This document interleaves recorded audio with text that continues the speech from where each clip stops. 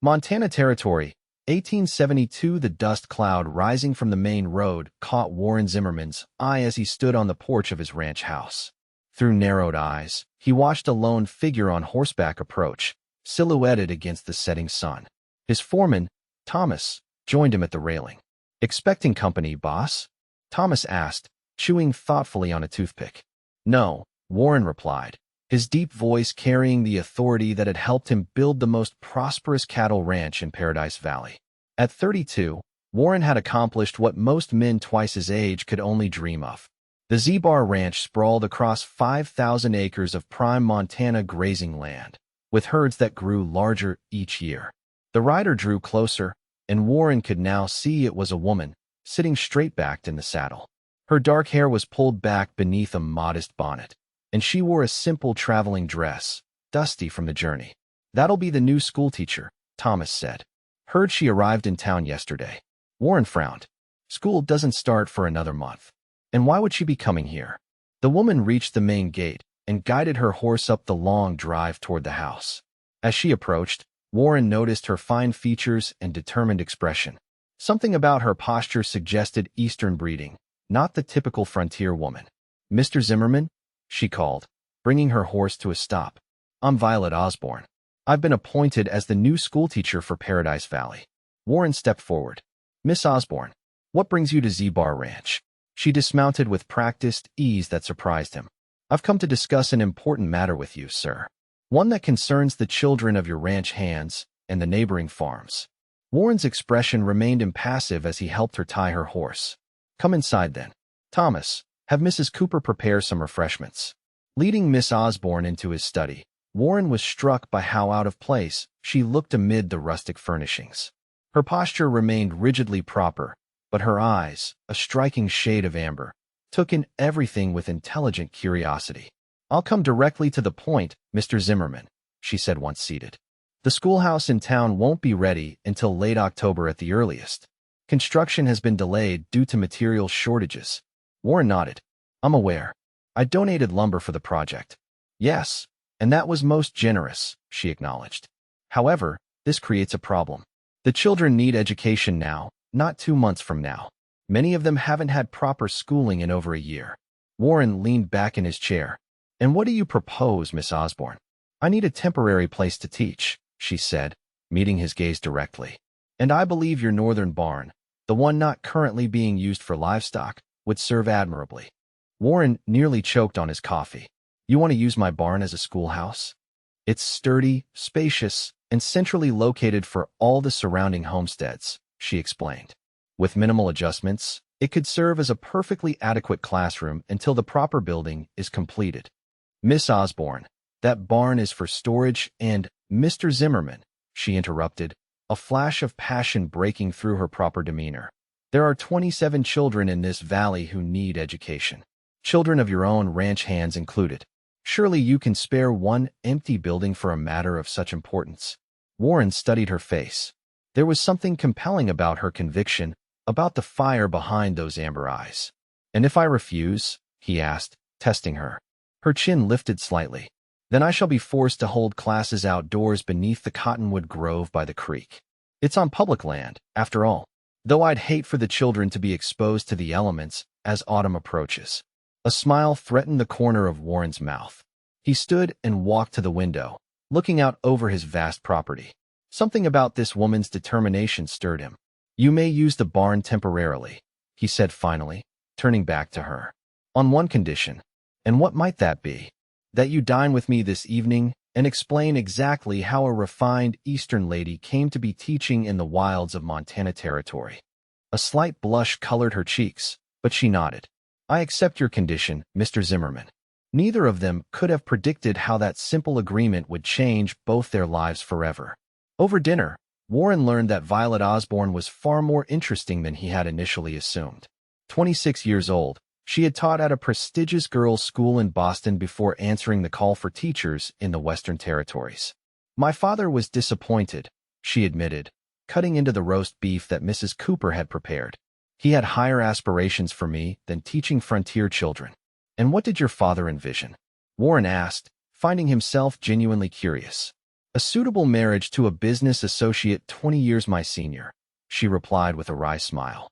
Financial security in exchange for producing heirs and maintaining a proper household.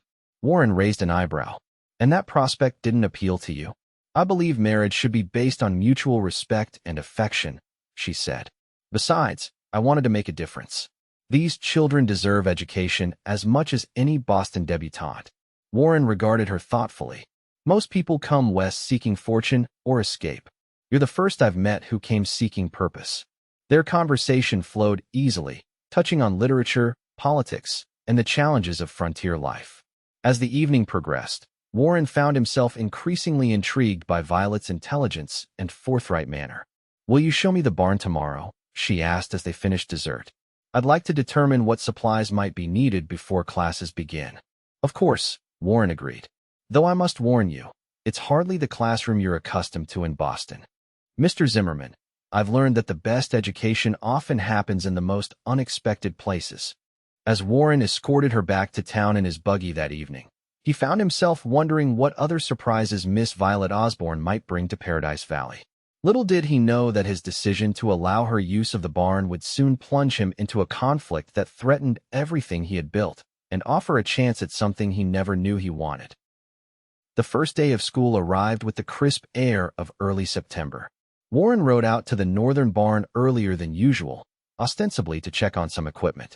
In reality, he was curious to see Miss Osborne's improvised schoolhouse. He was unprepared for the transformation.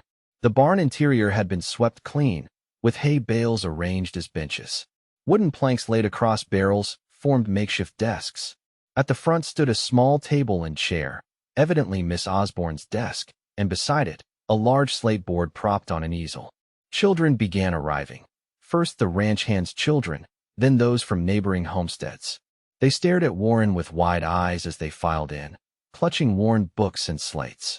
He remained at the back, observing as Violet arrived, carrying a basket of supplies. She wore a simple blue dress with a white collar, her hair neatly pinned up.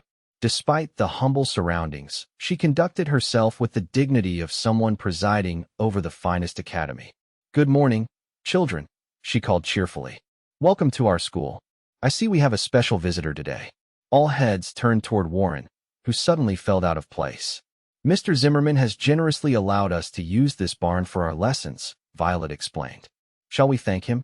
A chorus of "Thank you, Mr. Zimmerman" filled the barn, accompanied by shy smiles. Warren nodded awkwardly. You're welcome. I'll leave you to your studies. As he turned to go, Violet approached him. Perhaps you'd like to tell the children something about ranching before you leave? Many of them haven't been inside the Z-Bar before.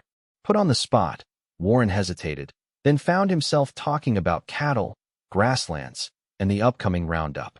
The children listened with rapt attention, asking questions he wouldn't have expected from such young minds. When he finally departed, Warren felt strangely affected by the experience. He had built his ranch with single-minded determination, rarely pausing to consider much beyond profit and expansion. Now, watching Miss Osborne with those eager young faces, he wondered if he had overlooked something important. That evening, as Warren reviewed ledgers in his study, his ranch foreman arrived with troubling news. Got word from town, Thomas said gravely. Seems Frederick Calhoun is raising a fuss about the school in your barn. Warren frowned. Frederick Calhoun owned the mercantile in Paradise Valley and wielded considerable influence as chairman of the town council. What's his complaint? Warren asked. Claims it's improper, educating children in an unsanctioned building. Says Miss Osborne needs proper approval from the council. Warren set down his pen. The council that's failed to complete the schoolhouse on time? The very same, Thomas confirmed. Word is, Calhoun had hoped to rent rooms above his store as temporary classrooms. For a fee, of course. Of course, Warren muttered. It was just like Calhoun to try to profit from the situation. There's more, Thomas added reluctantly. Calhoun's suggesting it's inappropriate for Miss Osborne to be spending so much time on your property without proper chaperoning. Warren's jaw tightened. That's absurd. She's teaching children, for heaven's sake. Just telling you what's being said, Thomas replied. Thought you should know. After Thomas left, Warren stared into the darkness beyond his window. He had avoided town politics since establishing his ranch, preferring to build his empire without entanglement in local squabbles. But now, it seemed, politics had found him anyway. And somewhere in the back of his mind, a troubling question formed. Why did the thought of Violet Osborne's reputation being questioned bother him so much? The next morning, Violet was arranging books when she heard the barn door open. Expecting a student, she looked up with a welcoming smile that quickly faded when she saw Frederick Calhoun and two other town council members enter instead. "Mr. Calhoun," she greeted him cautiously. "What brings you here so early?" Calhoun surveyed the improvised classroom with obvious distaste. "Miss Osborne, the council has concerns about this arrangement." "What concerns?" she asked, straightening to her full height, which still left her looking up at the portly merchant. "Teaching in an unsanctioned building presents safety issues," one of the other men explained. "And there are questions of propriety." Violet felt heat rise in her cheeks. "Propriety? I'm teaching children to read and calculate sums. What could possibly be improper about that? It's your presence on the Zimmerman ranch without proper chaperoning that raises eyebrows," Calhoun said with feigned concern. "A young, unmarried woman spending days in the company of a bachelor rancher. People talk, Miss Osborne." "That's preposterous," Violet replied, anger sharpening her tone. "Mr. Zimmerman has hardly been present, and we're surrounded by children and ranch hands all day." "Nevertheless," Calhoun continued, "the council has voted. Until the schoolhouse is completed, classes must be conducted in a proper town building. I happen to have suitable rooms available above my store." "At what cost?" Violet asked pointedly. Calhoun's smile didn't reach his eyes. "A reasonable rent, to be paid from the school fund." "The school fund that's barely sufficient to purchase books and supplies," Violet challenged. "The fund that can't even afford a proper blackboard." "Those are the council's terms, Miss Osborne," Calhoun said firmly. "You have until Monday to relocate, or we'll be forced to suspend your teaching authority." After they departed, Violet sank onto her chair, mind racing. The barn school had been operating for only 2 weeks, but already she could see progress in her students. Moving to town would make attendance impossible for many of the outlying farm children who couldn't travel that distance daily. She was still contemplating this dilemma when Warren Zimmerman rode up to the barn. One look at her face told him something was wrong. "Miss Osborne," he asked, dismounting. "What's happened?" When she explained Calhoun's visit, Warren's expression darkened. "This is about money, not propriety," he said. "Calhoun has been trying to profit off the school board for years." "But what can we do?" Violet asked. "If they suspend my authority to teach?" Warren paced the length of the makeshift classroom. "We could fight the council's decision." "On what grounds?" "On the grounds that their failure to complete the schoolhouse necessitated alternative arrangements," Warren replied, "and that their sudden concern for propriety is merely a cover for Calhoun's financial interests." Violet stood, hope rising. "Do you think it would work?" "It might," Warren said, "but it would mean directly challenging the town council. I've avoided such entanglements since settling here." "I understand if you prefer not to involve yourself further," Violet said softly.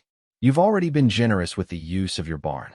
Warren looked at her then, really looked at her, noting the passion in her eyes and the determination in her stance. Something inside him shifted. "Miss Osborne," he said, "I believe some battles are worth fighting. If you're willing to stand your ground, you won't be standing alone." The smile that illuminated her face struck Warren with unexpected force, awakening feelings he had long ago set aside in his pursuit of building the Z-Bar. And in that moment, he knew his life had already begun to change in ways he couldn't yet comprehend. Word spread quickly that Warren Zimmerman was challenging the town council's decision. By Sunday, it seemed everyone in Paradise Valley was taking sides in the dispute. The council called an emergency meeting for Monday evening at the town hall. Violet spent Sunday in anxious preparation, drafting arguments and gathering letters of support from parents. When Warren called at her boarding house to discuss strategy, Mrs. Peterson, her landlady, made a point of leaving the parlor door conspicuously open and passing by frequently.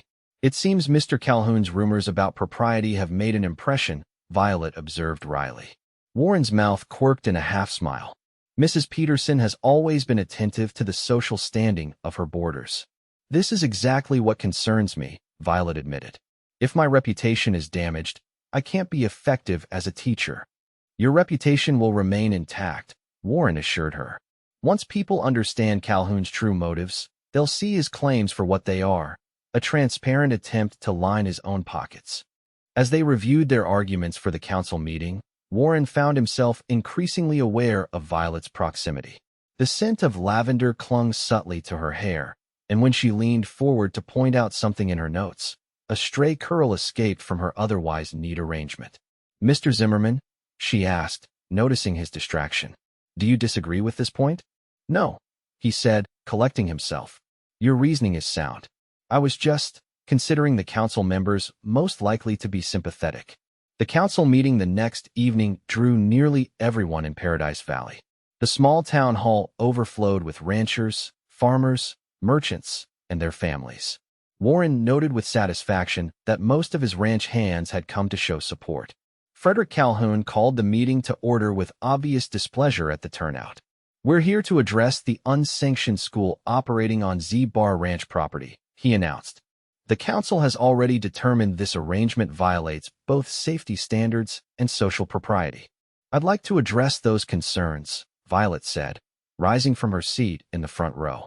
She wore her best dress, a deep green that complemented her complexion, and spoke with clear authority despite the whispers that rippled through the crowd. "Miss Osborne," Calhoun acknowledged reluctantly. "You may have 5 minutes." Violet presented her case methodically, explaining how the barn had been adapted for safety, how parents had overwhelmingly supported the location, and how attendance had improved with the central location accessible to outlying farms. "As for questions of propriety," she concluded, "I teach in full view of dozens of children and ranch employees. Mr. Zimmerman has shown nothing but respectful support for education. To suggest impropriety is to manufacture scandal where none exists." Several parents stood to voice their support, followed by Thomas, Warren's foreman, who testified to the safety measures implemented in the barn. When Warren finally rose to speak, a hush fell over the room. He rarely participated in town affairs, and his presence alone signaled the seriousness of the matter. "I've stayed out of town politics since establishing Z-Bar," he began, his deep voice carrying to the back of the hall. "My focus has been building a successful ranch. But there comes a time when a man must stand for what's right." He turned to face Calhoun directly. "This isn't about safety or propriety. It's about profit. Mr. Calhoun stands to gain financially if the school is forced to rent his rooms. Meanwhile, children from outlying areas would be unable to attend due to distance." Murmurs of agreement rippled through the crowd. "I propose a compromise," Warren continued. "The barn school continues until the proper schoolhouse is completed. To address any concerns about propriety, I'll deed the barn and surrounding acre to the school board for the duration. The property will temporarily become public, not private land." This unexpected offer created a stir. Calhoun sputtered objections, but it was clear that Warren's proposal had struck a chord with the community. As the debate continued, Violet caught Warren's eye across the crowded room. In that moment of shared purpose, something unspoken passed between them, a recognition of mutual respect that might be growing into something more. What neither of them noticed was George Harmon, a wealthy cattle buyer from Helena, watching their exchange with calculating interest, a man whose arrival in Paradise Valley would soon complicate matters in ways neither could anticipate. The council voted 3-2 in favor of Warren's compromise, with Calhoun and his closest ally dissenting. For the next several weeks, the barn school continued to flourish. Warren found himself riding past more frequently than necessary, sometimes stopping to listen to lessons through the open door or to help repair benches and tables. Violet began to anticipate these visits, her heart quickening whenever she glimpsed his tall figure approaching on horseback. The children grew accustomed to his presence, often running to greet him with questions about ranching or requests to hear stories of his early days in the territory. One crisp October afternoon, Warren arrived as classes were ending. He watched from horseback as Violet dismissed the students, her face animated as she reminded them about assignments. "You have a gift with them," he observed after the children had departed. Violet smiled, gathering her books. "They want to learn. That makes teaching a joy rather than a task." Warren dismounted and helped her collect slates left behind by forgetful students. "I've come with news. The schoolhouse roof is finally being completed. They expect the building to be ready by month's end." "That's wonderful," Violet said, though her enthusiasm seemed tempered. You don't sound entirely pleased. She glanced around the barn that had become her classroom. I've grown fond of teaching here. There's something honest about learning surrounded by the practical realities of ranch life. You've transformed this space, Warren acknowledged. I hardly recognize it as the same barn I used for storage. Your ranch hands have been incredibly helpful. Mr. Thomas organized the older boys to build proper benches last week. Warren nodded. He mentioned that. He's also mentioned that ranch morale has improved since the school opened. The hands with families are particularly grateful. As they walked together toward the main house where Warren had invited her for tea, Violet felt a comfortable ease in his company that had developed gradually over the weeks of their acquaintance. I received a letter from my father yesterday, she mentioned. He continues to hope I'll come to my senses and return east. And will you? Warren asked, his tone carefully neutral. No, she replied firmly. My place is here now. These children need me, and I've found purpose in this work. They had reached the house porch when the sound of an approaching buggy drew their attention. A well-dressed man in his 40s pulled up, surveying the property with obvious appreciation. Zimmerman, the man called out. I thought I'd find you here. Warren's expression shifted subtly. George Harmon. I wasn't expecting you until next week. Concluded my business in Helena early, Harmon replied, climbing down from his buggy. His gaze settled appreciatively on Violet. And who might this lovely lady be? Miss Violet Osborne, our schoolteacher. Warren introduced her. Miss Osborne, this is George Harmon, a cattle buyer from back east. Enchanted, Harmon said, taking Violet's hand and holding it longer than necessary. I had no idea Paradise Valley boasted such beauty among its educators. Violet withdrew her hand politely but firmly. Mr. Harmon, are you interested in education? I'm interested in many things, Miss Osborne, he replied with a smile that didn't quite reach his eyes. Perhaps you'll allow me to discuss them over dinner while I'm in town? Before Violet could respond, Warren intervened. Miss Osborne was just joining me for tea to discuss school matters.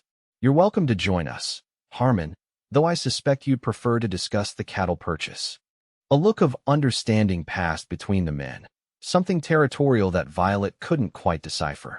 Another time, perhaps, Harmon said to Violet, before turning his attention to Warren. I'm staying at the hotel in town. Shall we meet tomorrow to view the herd? As they discussed business arrangements, Violet observed the subtle tension between them. There was history there, not friendly, despite their cordial words. After Harmon departed, Warren seemed preoccupied during tea. Violet finally asked, Is everything all right?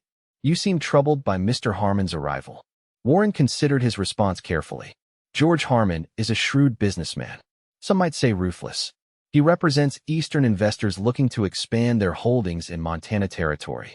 And that concerns you? Let's just say his presence usually signals change, not always for the better. Warren set down his cup. Miss Osborne. Violet. I should warn you about Harmon. His interest in you wasn't merely polite curiosity. I gathered as much, Violet replied dryly. He has a reputation for pursuing attractive women wherever he travels. Usually married women whose husbands are indebted to his investors. Violet raised an eyebrow. I'm neither married nor indebted to anyone, Mr. Zimmerman.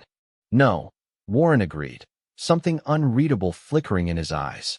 But Paradise Valley is a small community. Associating with Harmon might not be beneficial to your standing here. Violet felt a flash of irritation. Are you suggesting I require guidance about my social associations, Mr. Zimmerman? Warren recognized his misstep immediately. Not at all. I apologize if it seemed so. I merely wished to provide context about a man who might not be forthcoming about his character. The tension between them eased, but something had shifted. As Warren escorted Violet back to town later, both were acutely aware of an undercurrent in their relationship that neither was quite ready to acknowledge. And in town, George Harmon was asking pointed questions about the schoolteacher and her apparent closeness with the wealthiest rancher in Paradise Valley. Questions that would soon set in motion events neither Warren nor Violet could anticipate. The next few days brought unseasonably cold weather. Violet kept the children inside the barn, using the time to prepare them for their move to the new schoolhouse. Warren was noticeably absent, occupied with the cattle sale to Harmon's investors. On Friday afternoon, as Violet was cleaning the slate board after dismissing her students, the barn door opened to reveal George Harmon. Miss Osborne. He greeted her with a tip of his hat. I hope I'm not intruding. School has concluded for the day, Mr. Harmon, she replied cautiously. What brings you here? I was meeting with Zimmerman about the cattle purchase, he explained, glancing around the makeshift classroom with interest. Fascinating what you've accomplished here, turning a storage barn into a place of learning. The children deserve education, regardless of the setting. Harmon moved closer, studying her with undisguised appreciation. Your dedication is admirable. It must be challenging, though, teaching out here with such limited resources. We manage quite well, Violet responded, gathering her books. If you'll excuse me, I should return to town before dark. Allow me to drive you, Harmon offered. My buggy is outside. Thank you, but that's unnecessary. One of the ranch hands always escorts me. Zimmerman takes good care of you, doesn't he? Harmon observed with a knowing smile. Tell me, Miss Osborne, has he made his intentions clear yet? Violet stiffened. I don't know what you mean. No. Harmon raised an eyebrow. Perhaps I've misread the situation. It just seemed that Zimmerman has developed a particular interest in your welfare. Mr. Zimmerman has been supportive of education for the children of this valley, Violet replied carefully. Nothing more. If you say so. Harmon moved toward the door, then paused.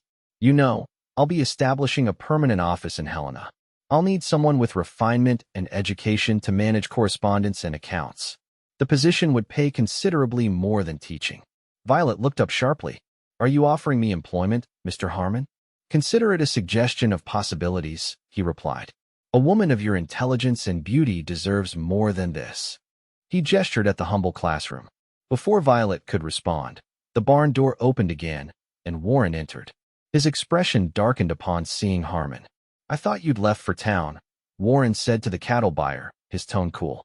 I wanted to see this famous barn school everyone's talking about, Harmon replied easily. Miss Osborne has been explaining her educational philosophy.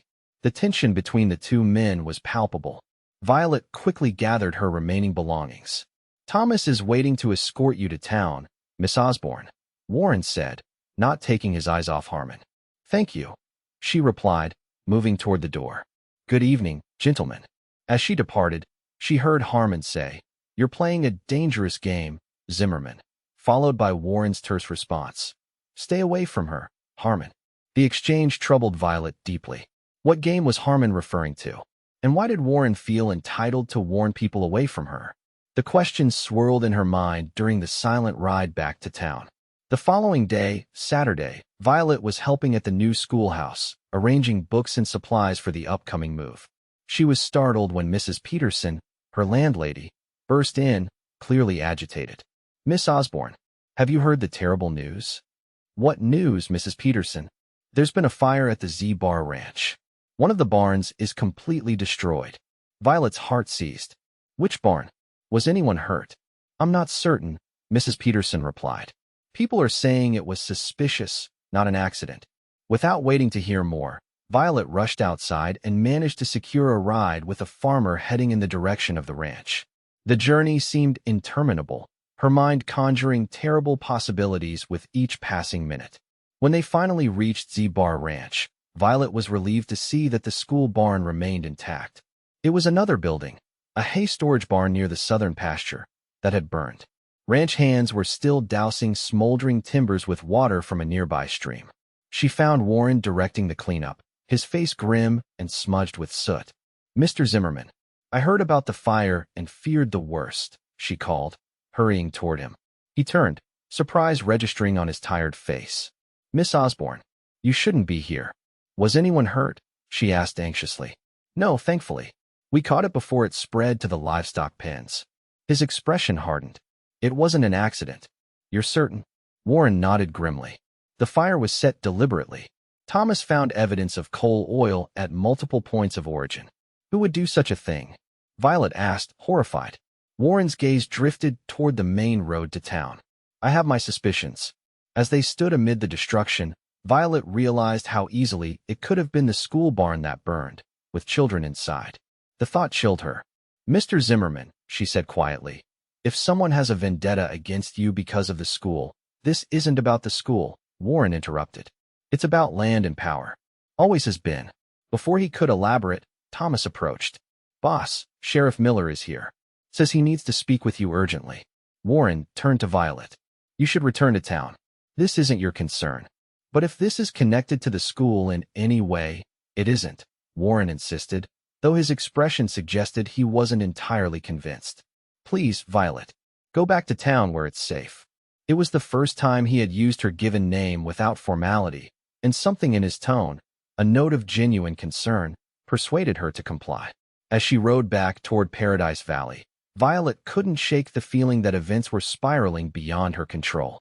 The barn fire, Harmon's unexpected job offer, Warren's protective behavior, all seemed interconnected in ways she couldn't yet comprehend. And somewhere in the midst of these swirling circumstances, her feelings for Warren Zimmerman were growing into something deeper and more complicated than she had ever intended. The following days brought heightened tension to Paradise Valley. Sheriff Miller investigated the barn fire, but found insufficient evidence to make an arrest. Warren increased security at the ranch, posting guards and restricting access to the property. Despite these precautions, he insisted that the school continue in the northern barn until the town schoolhouse was ready. We can't let whoever did this think they've succeeded in intimidating us, he told Violet when she expressed concerns about the children's safety. The new schoolhouse was progressing rapidly, with additional workers hired to complete it ahead of schedule. Warren had privately funded the extra labor, though he hadn't shared this information with Violet. On Wednesday morning, as Violet was walking to the general store to purchase supplies, she encountered George Harmon emerging from the bank. Miss Osborne, he greeted her, falling into step beside her. I trust you're well after the excitement at Z-Bar Ranch. The fire was hardly excitement, Mr. Harmon, she replied coldly. It was criminal destruction of property that could have resulted in loss of life. Of course, he agreed smoothly. A terrible business. Have they determined who was responsible?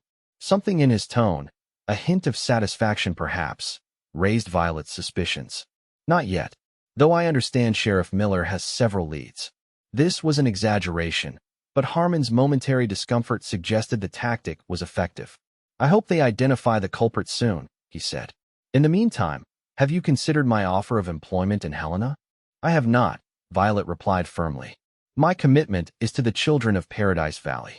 A noble sentiment, Harmon acknowledged. Though perhaps a temporary one, I understand the new schoolteacher for next year has already been contracted. Violet stopped walking. What do you mean? I'm the schoolteacher. Harmon affected surprise. Oh dear. I assumed you knew. The school board met yesterday. I happened to be at the hotel when Calhoun was discussing it. Apparently, they've decided to bring in a male teacher next term, a Mr. Edwards from Virginia. Violet felt as though the ground had shifted beneath her feet. That's impossible. My contract is only for this academic year, I believe, Harmon finished. But please, don't reveal that I mentioned this. It seems the board intended to inform you officially next week. As Harmon tipped his hat and continued down the street, Violet stood motionless, trying to process this disturbing information. Could it be true? Had the board already decided to replace her? She changed direction and headed for the half-built schoolhouse, where she found James Porter, a school board member, overseeing the installation of windows. Mr. Porter, she called, approaching him with determined steps.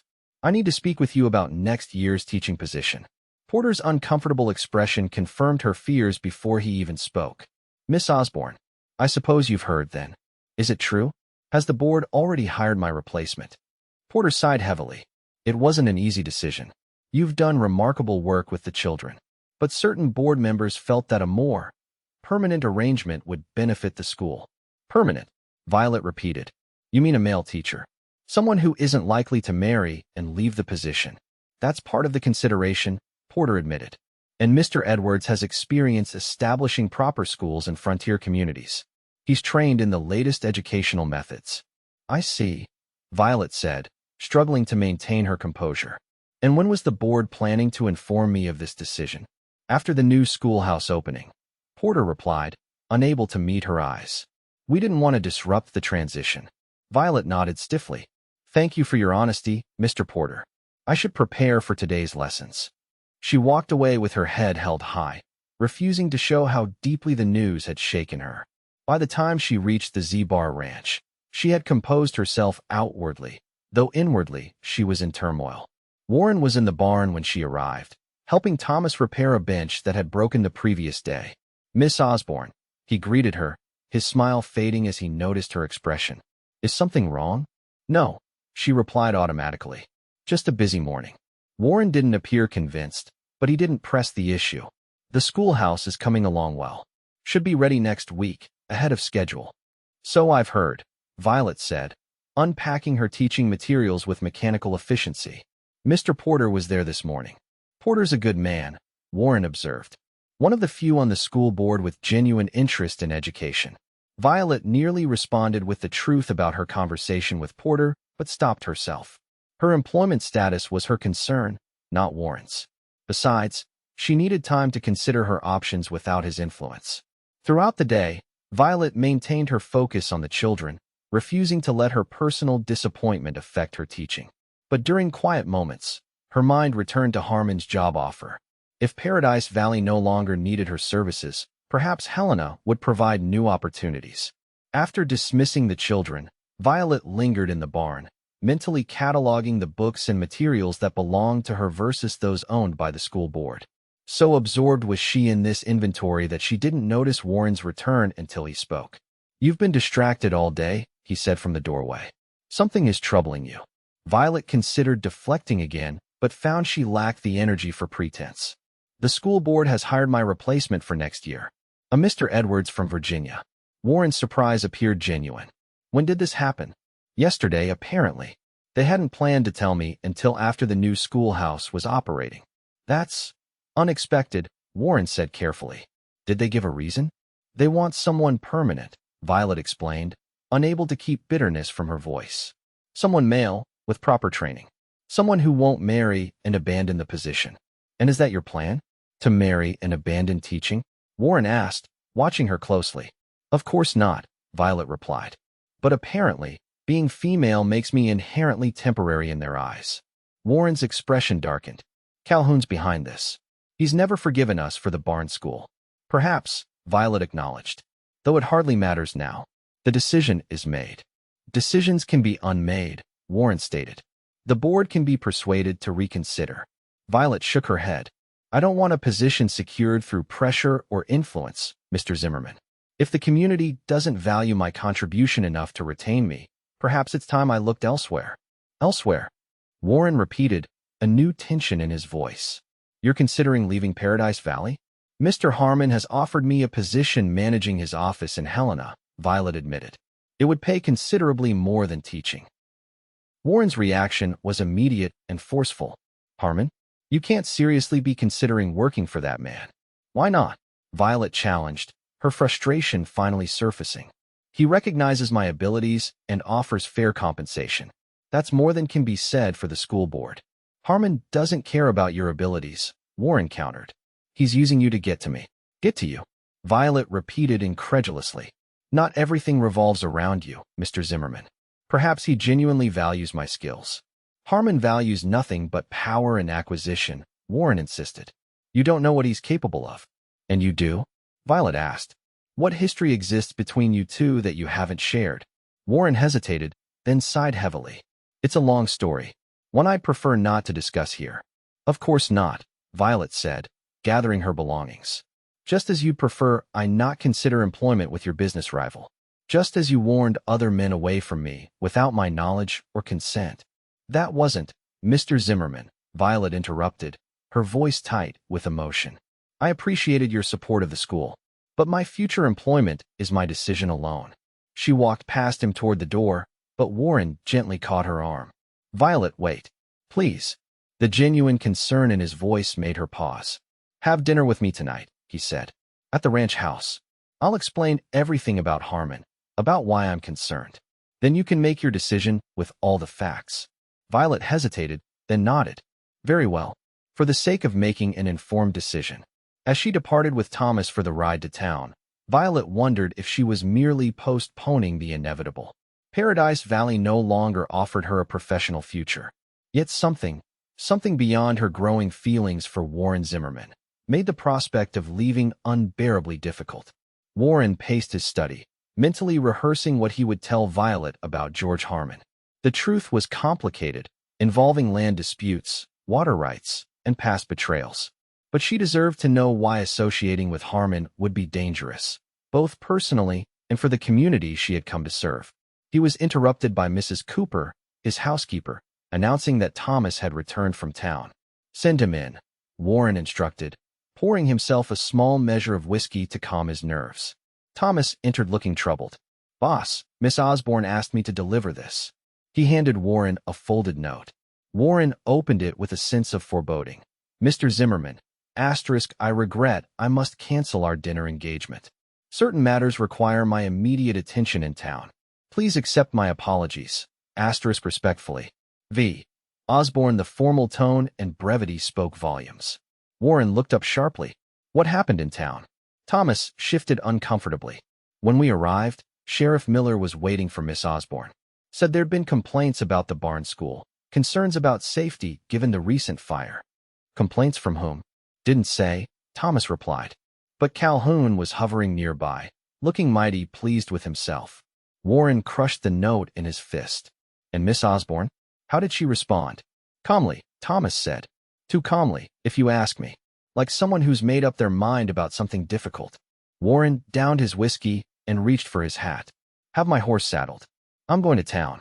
"Boss, it's nearly dark, and there's weather coming. Now, Thomas." 20 minutes later, Warren was riding toward Paradise Valley through steadily falling snow. The temperature was dropping rapidly, and the wind carried the promise of a substantial storm. Still, he pressed on, driven by an urgency he couldn't fully articulate. When he reached town, most businesses had closed early due to the weather. The hotel lobby was deserted except for the night clerk, who informed Warren that George Harmon had checked out that afternoon, departing on the eastbound stage. Warren next tried Mrs. Peterson's boarding house. The landlady answered his knock, eyeing him suspiciously through the partially opened door. "Miss Osborne isn't receiving visitors," Mrs. Peterson informed him primly. "Especially not at this hour." "It's important that I speak with her," Warren insisted. "Please tell her I'm here." "I would if I could," Mrs. Peterson replied. "But she's not here. Left with Sheriff Miller about an hour ago." "Left? To go where?" Mrs. Peterson's expression softened slightly at Warren's obvious concern. "To investigate something at the school barn," she said. "The sheriff received some information about the fire that he wanted her to verify." Warren's blood ran cold. "They went to my ranch. In this weather?" "The sheriff said it couldn't wait till morning." Warren was back on his horse before Mrs. Peterson closed her door. The snow was falling heavily now, reducing visibility and making the road treacherous. He pushed his mount harder than wisdom dictated, driven by a growing sense of dread. Who had provided this mysterious information about the fire? And why involve Violet? The questions plagued him as he rode, the answers just beyond his grasp. By the time Warren reached Z-Bar Ranch, the storm had developed into a full blizzard. The ranch house was dark except for a single lamp in the kitchen where Mrs. Cooper would be waiting up, regardless of his instructions otherwise. There was no sign of Sheriff Miller's wagon or additional horses in the stable. Warren called for Thomas, but the bunkhouse was quiet, the hands already settled for the night given the early darkness brought by the storm. On instinct, Warren rode toward the northern barn, the school barn. Through the swirling snow, he could see a faint light inside. Relief flooded him momentarily, until he realized the light was too bright, too mobile to be a simple lantern. As he drew closer, the horrifying truth became clear. Flames were visible through the barn windows, growing in intensity despite the snow. Warren dismounted and ran toward the structure, shouting for help. The barn door was secured from the outside with a heavy timber, something that had never been there before. He wrenched it away and flung the door open, only to be driven back by a wall of heat and smoke. "Violet," he called desperately. "Are you in there?" A faint cry from the rear of the barn answered him. Fighting through the smoke, Warren made his way inside. The fire had started in multiple locations, just like the previous one, but was still confined primarily to the front half of the building. He found Violet at the back, bound to one of the support posts. Her eyes widened in terror when she saw him. "Warren, it's a trap, get out." He ignored her warning, quickly untying the ropes that secured her. "Can you walk?" She nodded, though he could see she was unsteady. "Sheriff Miller never came for me." she explained as he guided her toward a rear exit. It was one of Harmon's men, dressed in a sheriff's coat. He brought me here, tied me up, and set the fire. Harmon, Warren growled, confirming his suspicions. The cattle buyer had fled town before his plan was discovered, leaving hired thugs to execute his vengeance. They reached the back door only to find it wouldn't open, blocked from the outside like the front. Warren threw his weight against it repeatedly until the wood finally splintered. They stumbled out into the blizzard as sections of the barn roof began to collapse behind them. The bitter cold was a shock after the intense heat of the fire. Warren removed his coat and wrapped it around Violet, then led her toward the ranch house, supporting her when she stumbled in the deep snow. By the time they reached the house, Mrs. Cooper was at the door, alerted by the commotion. Her eyes widened at the sight of them, snow-covered, smoke-stained, and clearly exhausted. "Lord have mercy," she exclaimed. "What's happened?" "The school barn is burning," Warren explained tersely. "Wake Thomas and the hands. Tell them to make sure it doesn't spread to other buildings." As Mrs. Cooper hurried to obey, Warren guided Violet to the study, the warmest room in the house with its large fireplace already blazing. She was shivering violently, as much from shock as from cold. "Are you hurt?" he asked, helping her into the chair nearest the fire. "No," she managed through chattering teeth. "Just frightened. And angry." Warren poured her a small brandy. "Drink this. It will help with the shock." Violet took a small sip, grimacing at the strength of the liquor. "He meant to kill me, didn't he?" "Harmon." "Yes," Warren admitted grimly. "To punish me." "For what?" Violet asked, her voice steadier now. "What could you possibly have done to warrant such hatred?" Warren sank into the chair opposite her, suddenly looking exhausted. "I prevented him from acquiring water rights that would have given his investors control over half the valley. And I exposed his scheme to drive small ranchers into debt so he could buy their land cheaply." "When was this?" 3 years ago, Warren replied. "He swore he'd return and destroy everything I'd built. I just never imagined he'd target innocent people." Violet studied his face in the firelight, seeing the guilt and anger warring in his expression. "You couldn't have known he would involve me." "I should have been more vigilant," Warren insisted. "When he arrived and showed interest in you, I should have been more direct about the danger." "Would I have believed you?" Violet asked softly. "Or would I have thought you were simply being possessive, as I did this afternoon?" Warren met her gaze. "Possessive?" A slight blush colored Violet's cheeks. "When you objected so strongly to Harmon's job offer, it seemed personal, as though you were claiming some right to determine my future." "That wasn't my intention," Warren said, though perhaps there was some truth to it. "The thought of you leaving Paradise Valley, leaving Z-Bar, was more disturbing than I cared to admit."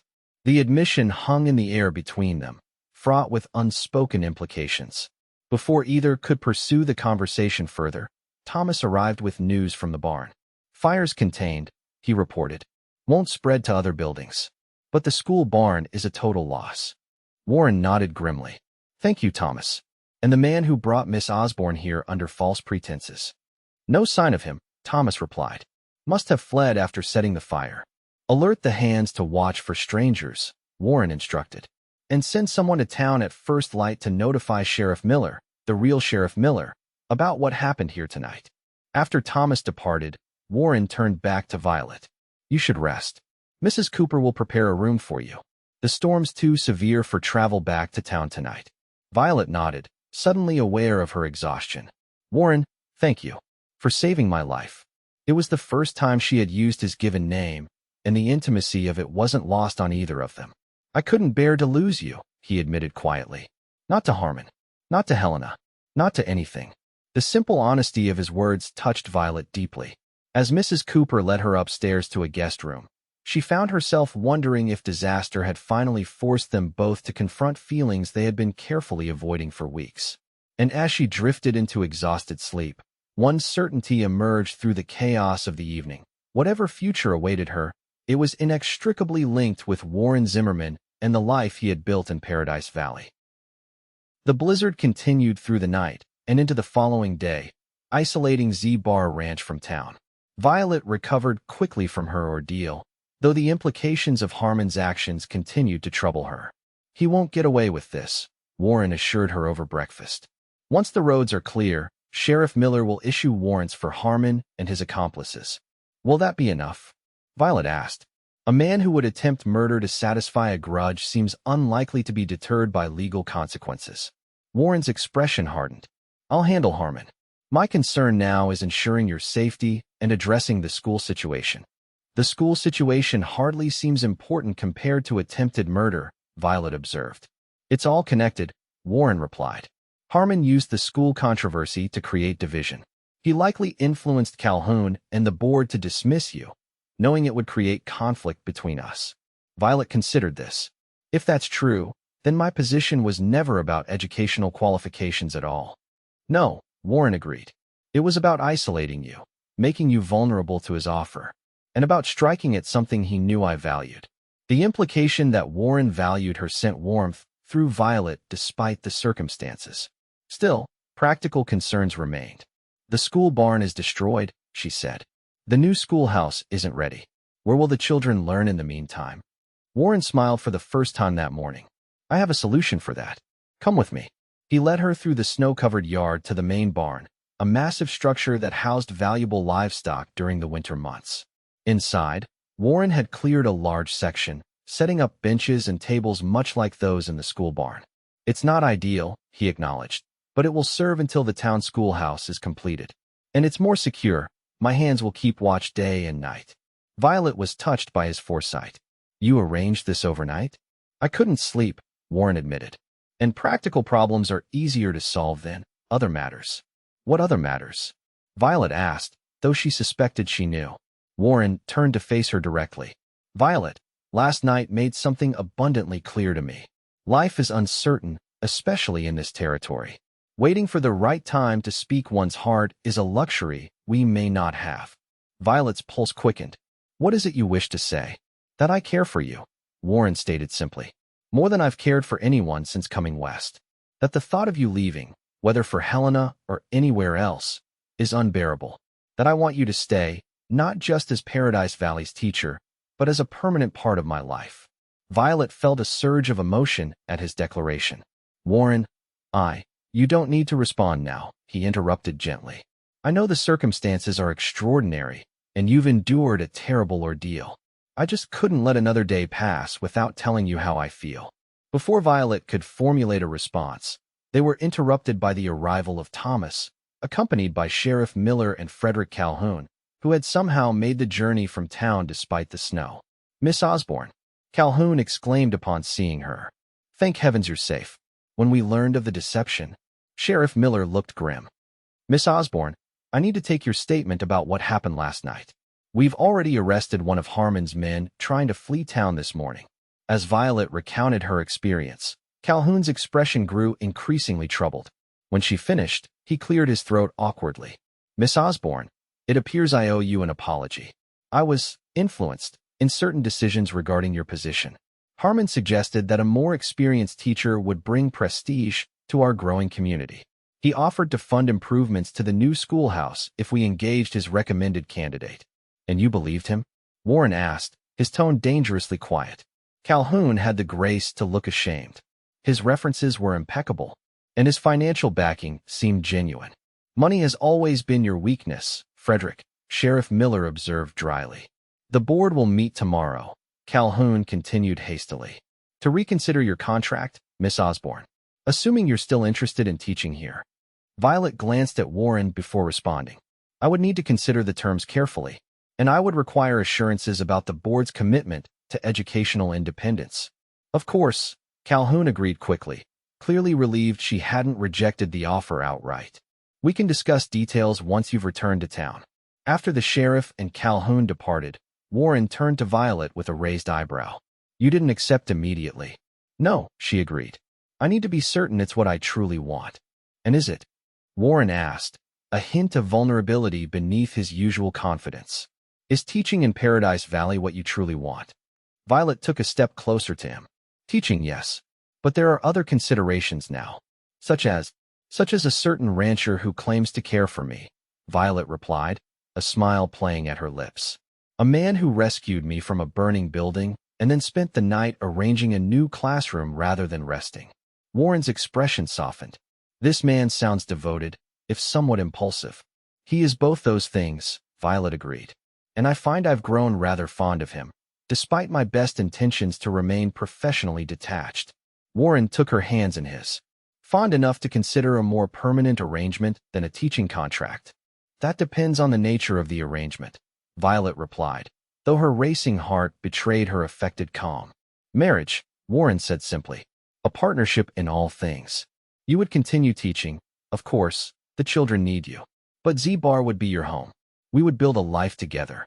Violet's eyes widened at the directness of his proposal. Warren, we've known each other only a few months. Time enough to recognize what matters, he countered. I'm not asking for an immediate answer. Only that you consider the possibility of a future here, with me. Looking into his earnest face, Violet realized that despite the unusual circumstances of their relationship, or perhaps because of them, she had already begun to envision such a future. I will consider it, she promised. But first, we must resolve the matter of Harmon and ensure the children's education continues without further disruption. Warren nodded, respecting her practical focus even as his eyes revealed his hope. Together, then? Together, Violet agreed, allowing him to draw her closer. As they sealed this tentative understanding with a gentle kiss, both recognized that their story, like the territory itself, was still unfolding, full of challenges and possibilities that neither could fully anticipate.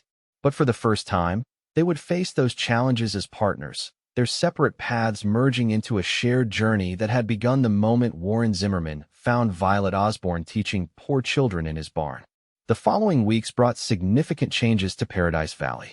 George Harmon was apprehended attempting to board a train in Helena and charged with attempted murder and arson. His accomplice confessed, revealing the full extent of Harmon's plot to destroy Warren's reputation and property.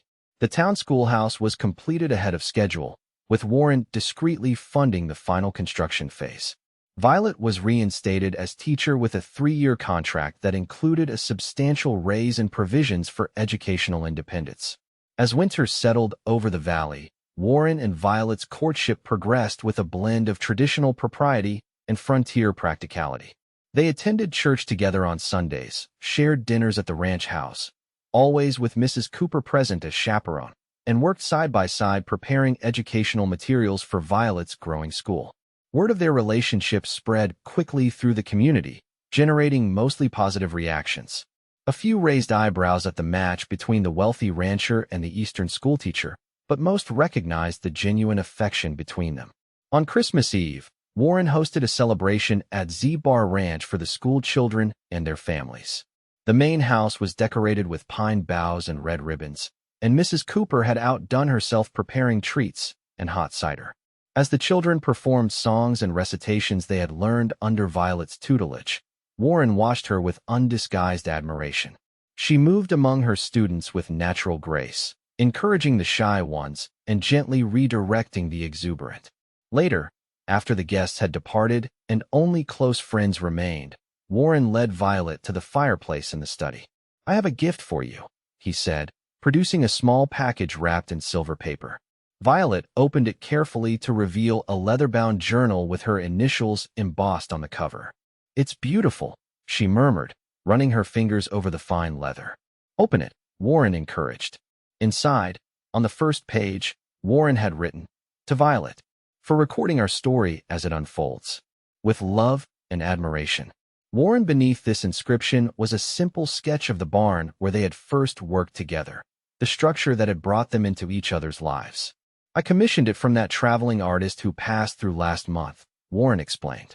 I wanted you to have something to remember where we began, now that the original is gone. Touched by the thoughtfulness of the gift, Violet reached into her pocket. I have something for you as well. It isn't wrapped, I'm afraid. She handed him a folded document. Warren opened it, his expression changing from curiosity to surprise as he read.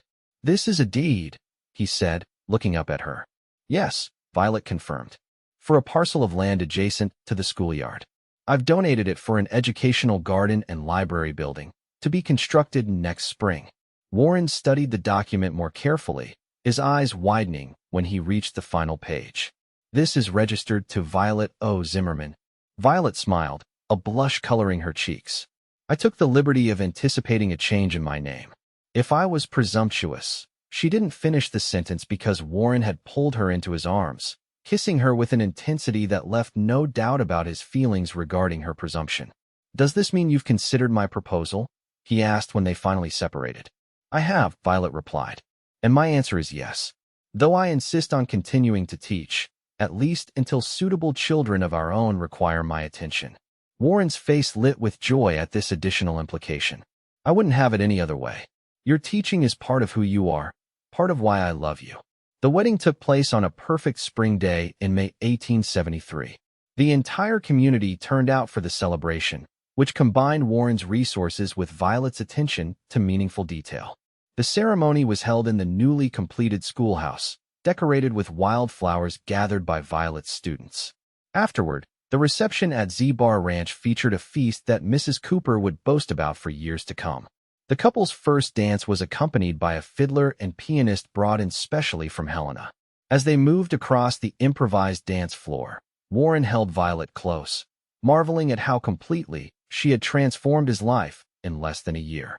"Happy, Mrs. Zimmerman?" he asked, savoring the sound of her new name. "Completely," she assured him, "though I expect there will be challenges ahead. Building a life together in this territory won't always be easy." "Nothing worthwhile ever is," Warren replied. "But we've already faced fire and blizzards, conspiracies and council meetings. What could be more difficult than that?" Violet laughed, her eyes sparkling with mischief. "Well, there is the matter of the school expansion. I've been meaning to discuss my plans for a second classroom wing." Warren groaned theatrically. "Already making demands on your husband's lumber supply. Consider it an investment in our future," Violet suggested. "After all, our children will need a proper education." "Our children," Warren repeated, his voice softening. "I like the sound of that." As the celebration continued around them, Warren and Violet shared a private moment of reflection on the extraordinary journey that had brought them together. A journey that had begun when a wealthy rancher discovered an Eastern schoolteacher instructing poor children in his barn, and found himself learning the most important lesson of all, that love often appears in the most unexpected places, teaching us what truly matters in life.